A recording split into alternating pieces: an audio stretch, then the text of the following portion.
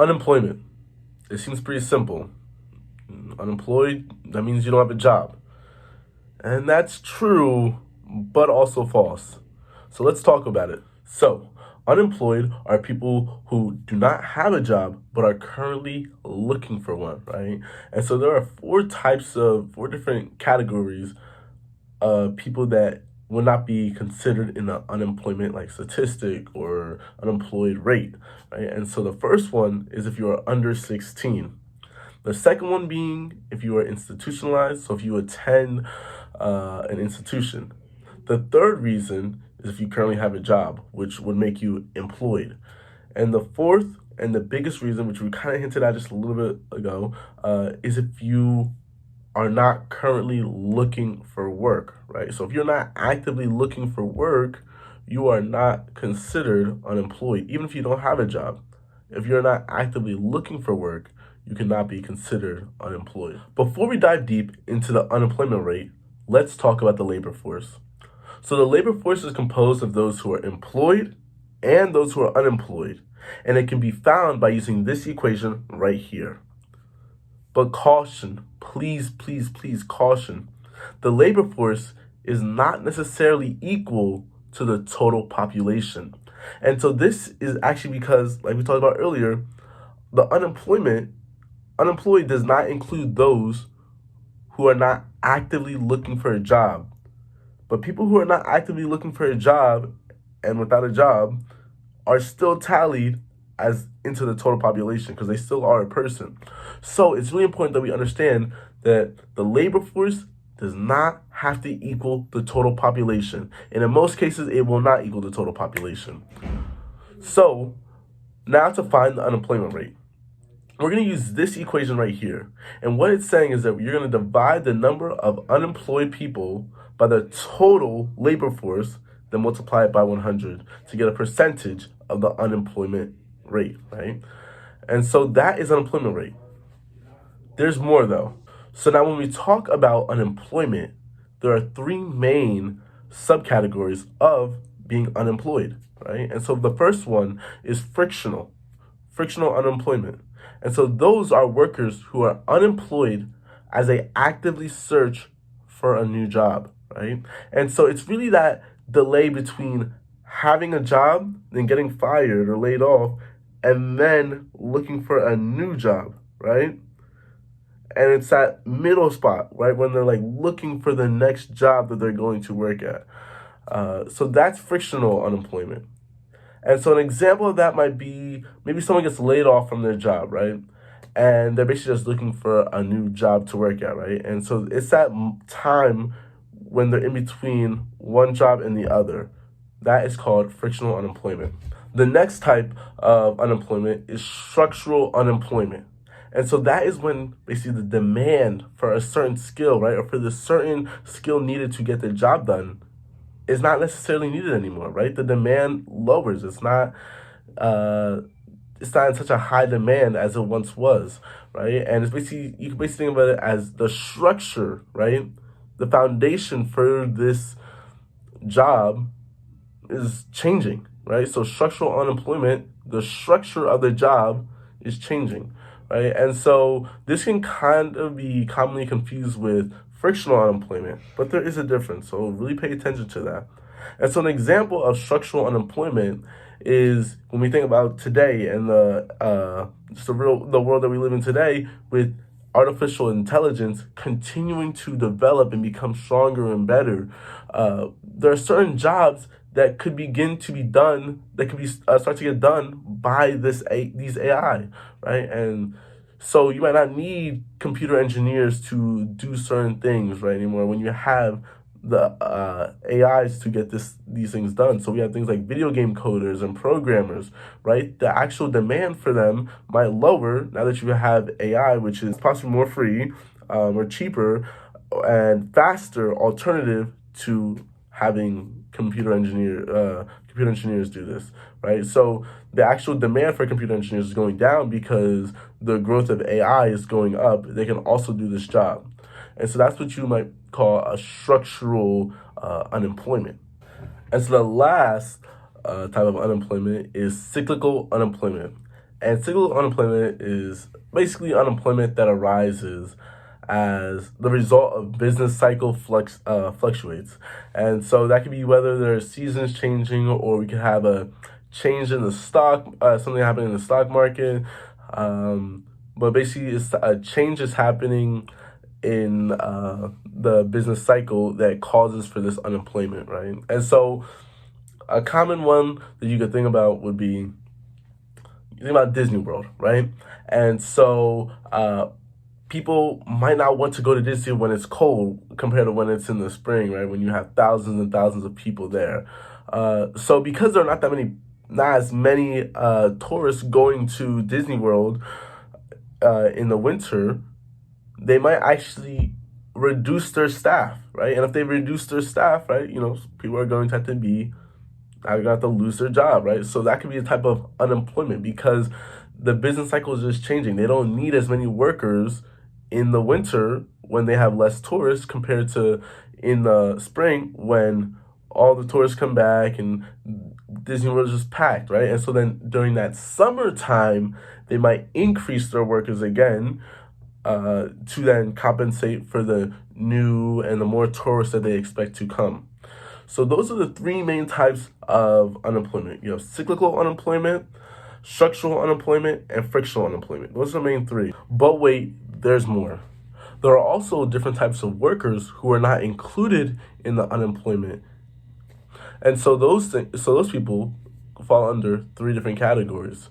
We have people who are underemployed workers, and that's basically someone who works part-time, but they're actively looking for a full-time job.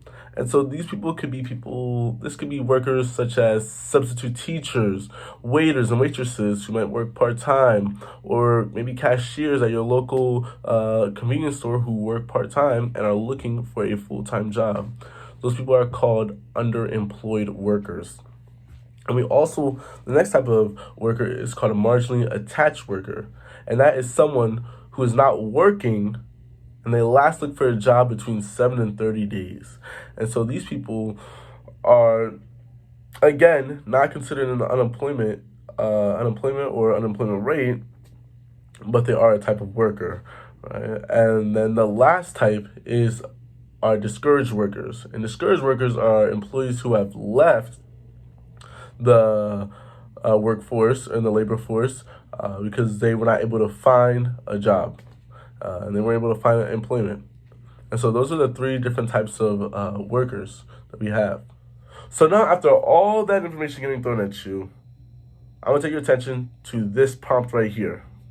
So the prompt says, after 4 months, my job hunt is finally over. I'm still unemployed, but I've given up. So I'm going to tell you right now, this is wrong, right? This is not true, right? It is a flawed statement. And I want you to pause this video. I want you to try to work out why could this be wrong with the information that I've given you. Okay, so the reason why this might actually be why this is considered wrong is because the last part right there says, I've given up.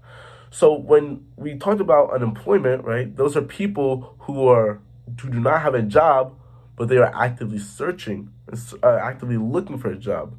But for this person to say, I've given up, but then to still claim that they are unemployed, that is wrong. That is false.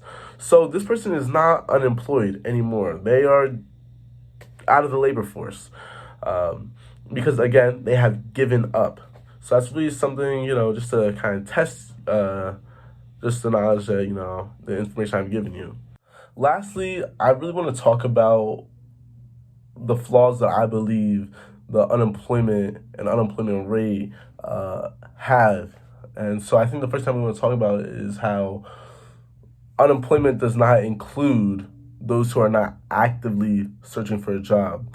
So while it might only include those who do not have a job but are actively looking for a job, I think it should also include those who do not have a job and aren't actively looking for a job, because they are still without a job, right? And so I think that at the base of that definition, like, unemployment should include anybody without a job, right?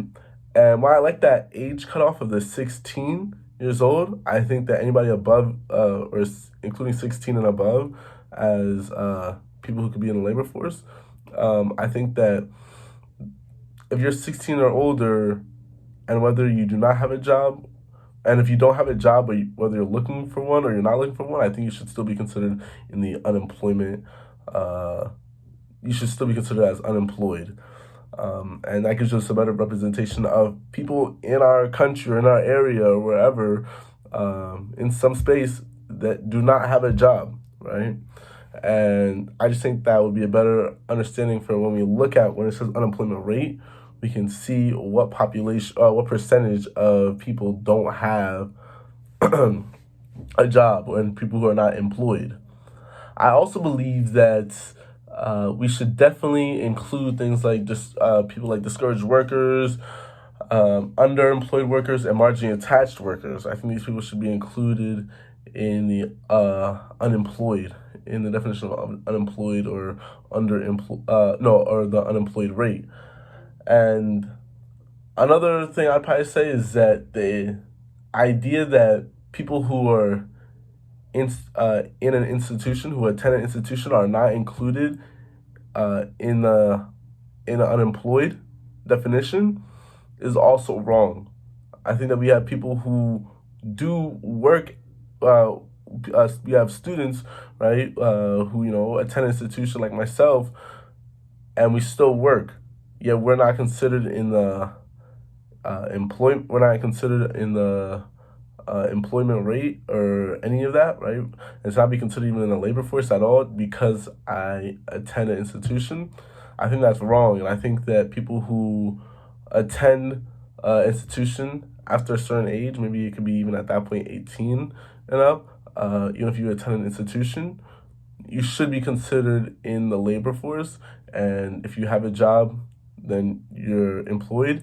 And if you don't have a job, but you're even attending an institution, you should still then be considered in the unemployed. I think that's taking a very large portion of the population and just disregarding them. And a lot of students do also work, and I think they should be considered in when we think about the labor force and when we think about unemployment rate and when we think about the employment rate. So that's the last thing, and I just, so again, like, if I can make any type of recommendations, then I believe that not including those that attend an institution is a problem. I think that students are still workers, so if I could make any changes, I would definitely have students or people who attend an institution be considered in the labor force, right? And that could go into unemployment or employed. And I also think that, again, with the discouraged workers, I think discouraged workers and underemployed workers and marginally attached workers should also be included in the unemployment and labor force.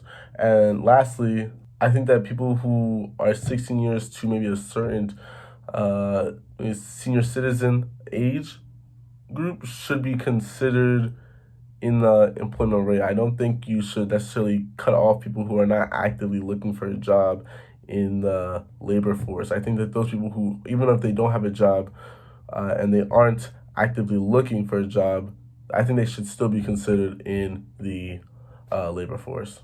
And so those are probably the 3 recommendations I would make and I would change to the unemployment rate, because it would get you maybe a better understanding of the state and the economic state that the country is in, or the area that you live in is in right now. And so those are probably the changes that I would make. But without being said, I think that's really wraps up the lecture today. And so I really hope you took away some information about unemployment, the unemployment rate, and the labor force, and different types of unemployment, right? With the structural, the frictional, and with the cyclical. So I really hope you took away a lot of information, and thank you so much for listening.